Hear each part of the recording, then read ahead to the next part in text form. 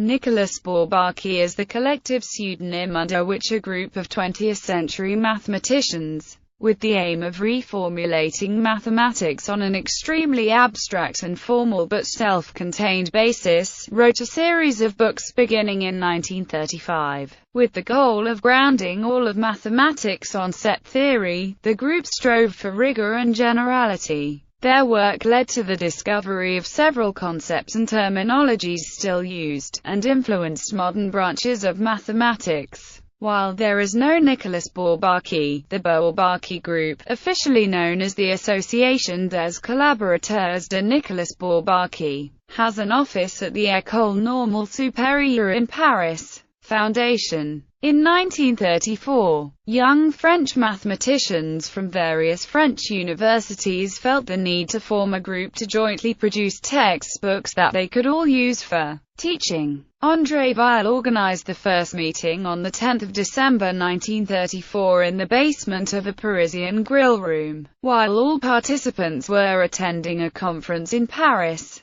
Books by Bourbaki. Bourbaki's main work is the Elements of Mathematics series. This series aims to be a completely self-contained treatment of the core areas of modern mathematics. Assuming no special knowledge of mathematics, it tries to take up mathematics from the very beginning, proceed axiomatically and give complete proofs. Set theory, algebra, topology, functions of one real variable, topological vector spaces, integration, and later commutative algebra, Lie theory, spectral theory. The book Variétés différentielles et analytiques was a fascicule de résultats, that is, a summary of results, on the theory of manifolds, rather than a worked-out exposition. A final volume 9 on spectral theory from 1983 marked the presumed end of the publishing project, but a further commutative algebra fascicule was produced in 1998 and the 8th chapter of Algebra was published in 2012. Influence on mathematics in general. Notations introduced by Bourbaki include the symbol for the empty set in a dangerous bend symbol, and the terms injective, surjective,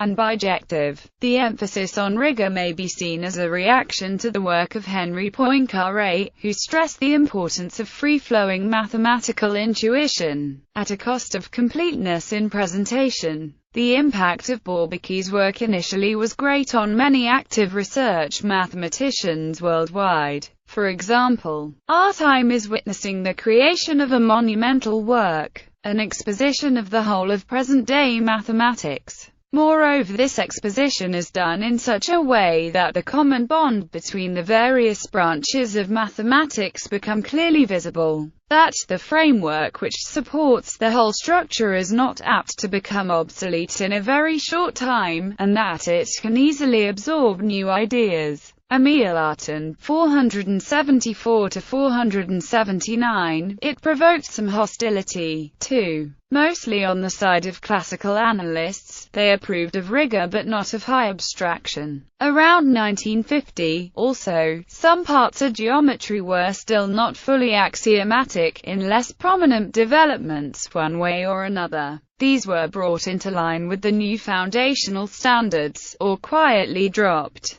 This led to a gulf with the way theoretical physics was practiced. Bourbaki's direct influence has decreased over time. This is partly because certain concepts which are now important, such as the machinery of category theory, are not covered in the treatise. The completely uniform and essentially linear referential structure of the books became difficult to apply to areas closer to current research than the already mature ones treated in the published books, and thus publishing activity diminished significantly from the 1970s. It also mattered that, while especially algebraic structures can be naturally defined in Bourbaki's terms, there are areas where the Bourbaki approach was less straightforward to apply. On the other hand, the approach and rigor advocated by Bourbaki have permeated the current mathematical practices to such extent that the task undertaken was completed. This is particularly true for the less applied parts of mathematics. The Bourbaki seminar series, founded in post-World War II Paris, continues. It has been going on since 1948, and contains more than 1,000 items. It is an important source of survey articles, with sketches of proofs.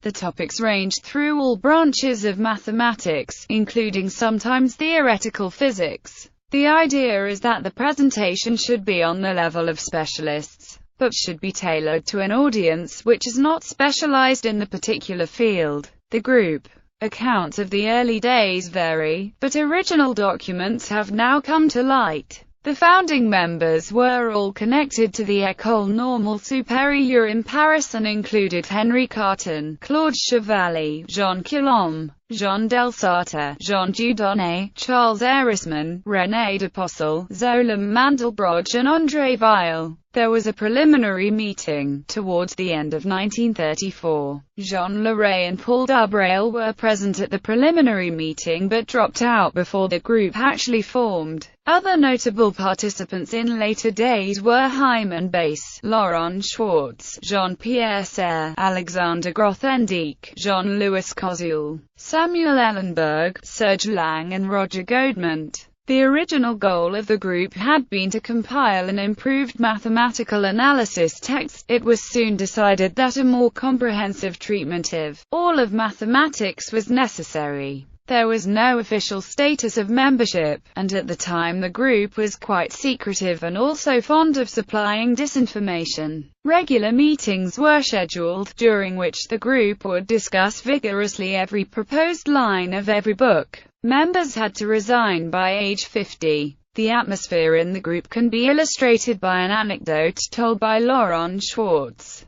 Dieudonné regularly and spectacularly threatened to resign unless topics were treated in their logical order, and after a while others played on this for a joke. Godement's wife wanted to see Dieudonné announcing his resignation, and so on one occasion while she was there, Schwartz deliberately brought up again the question of permuting the order in which measure theory and topological vector spaces were to be handled, to precipitate a guaranteed crisis. The name Bourbaki refers to a French general, Charles Denis Bourbaki. It was adopted by the group as a reference to a student anecdote about a hoax mathematical lecture, and also possibly to a statue. Appraisal of the Bourbaki perspective. The underlying drive, in Weil and Chevalier at least, was the perceived need for French mathematics to absorb the best ideas of the Göttingen school, particularly Hilbert and the modern algebra school of Emino Ether, Artin and van der Weyden. It is fairly clear that the Bourbaki point of view, while encyclopedic, was never intended as neutral. Quite the opposite. It was more a question of trying to make a consistent whole out of some enthusiasms, for example for Hilbert's legacy, with emphasis on formalism and axiomatics, but always through a transforming process of reception and selection. Their ability to sustain this collective, critical approach has been described as something unusual. The following is a list of some of the criticisms commonly made of the Bourbaki approach. Pierre Cartier, a Bourbaki member 1955 to 1983, commented explicitly on several of these points. Essentially no analysis beyond the foundations. Nothing about partial differential equations, nothing about probability. There is also nothing about combinatorics, nothing about algebraic topology, nothing about concrete geometry. And Bourbaki never seriously considered logic. Dieudonné himself was very vocal against logic. Anything connected with mathematical physics is totally absent from Bourbaki's text. Algorithmic content is not considered on topic and is almost completely omitted. Problem solving, in the sense of heuristics, receives less emphasis than axiomatic theory building. Analysis is treated softly, without hard estimates. Measure theory is developed from a functional analytic perspective, taking the case of locally compact measure spaces as fundamental, focuses the presentation on radon measures and leads to an approach to measurable functions that is cumbersome, especially from the viewpoint of probability theory. Combinatorics is not discussed. Logic is treated minimally. applications are not covered. Furthermore, Bourbaki make no use of pictures in the presentation. Pierre Cartier, in the article cited above, is quoted as later saying the Bourbaki were Puritans, and Puritans are strongly opposed to pictorial representations of truths of their faith. In general, Bourbaki has been criticized for reducing geometry as a whole to abstract algebra and soft analysis. Dieudonné, a speaker for Bourbaki, public discussion of, and justification for, Bourbaki's thoughts has in general been through Jean Dieudonné writing under his own name. He also wrote extensively under his own name, 9 volumes on analysis, perhaps in belated fulfillment of the original project or pretext, and also on other topics mostly connected with algebraic geometry. While Dieudonné could reasonably speak on Bourbaki's encyclopedic tendency and tradition, it may be doubted, after innumerable francs toy, Dieudonné remarks at the meetings, whether all others agreed with him about mathematical writing and research. In particular, Serre has often championed greater attention to problem-solving, within number theory especially, not an area treated in the main Bourbaki texts. Dieudonné stated the view that most workers in mathematics were doing ground-clearing work, in order that a future Riemann could find the way ahead intuitively open. He pointed to the way the axiomatic method can be used as a tool for problem-solving, for example by Alexander Grothendieck. Others found him too close to Grothendieck to be an unbiased observer. Comments in Paul Turan's 1970 speech on the award of a Fields Medal to Alan Baker about theory building and problem-solving were a reply from the traditionalist camp at the next opportunity. Grothendieck, having received the previous Fields Medal in absentia in 1966. Bourbaki's influence on mathematics education. While several of Bourbaki's books have become standard references in the fields, some have felt that the austere presentation makes them unsuitable as textbooks. The book's influence may have been at its strongest when few other graduate-level texts in current pure mathematics were available, between 1950 and 1960. In the longer term, the manifesto of Bourbaki has had a definite and deep influence. In secondary education, the new math movement corresponded to teachers influenced by Bourbaki. In France, the change was secured by the Lichtenrovich Commission. The influence on graduate education in pure mathematics is perhaps most noticeable in the treatment now current of Lie groups and Lie algebras. Dieudonné at one point said, "One can do nothing serious without them," for which he was reproached, but the change in Lie theory to its everyday usage owes much to the type of exposition Bourbaki championed. Beforehand, Jacques Hadamard despaired of ever getting a clear idea of it. Their work led to the discovery of several concepts and terminologies still used, and influenced modern branches of mathematics. While there is no Nicolas Bourbaki, the Bourbaki group, officially known as the Association des Collaborateurs de Nicolas Bourbaki, has an office at the École Normale Supérieure in Paris. Foundation.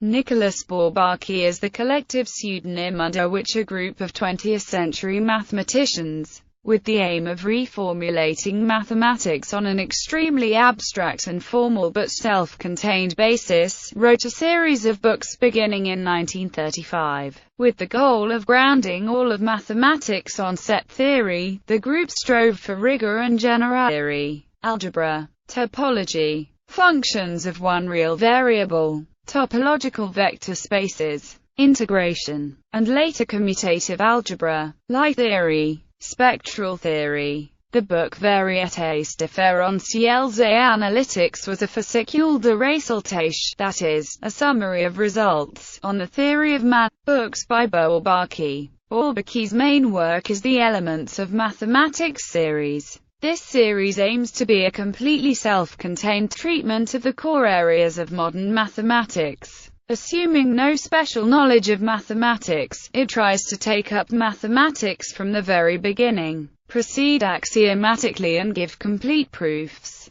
In 1934, young French mathematicians from various French universities felt the need to form a group to jointly produce textbooks that they could all use for teaching. André Weil organized the first meeting on 10 December 1934 in the basement of a Parisian grill room, while all participants were attending a conference in Paris.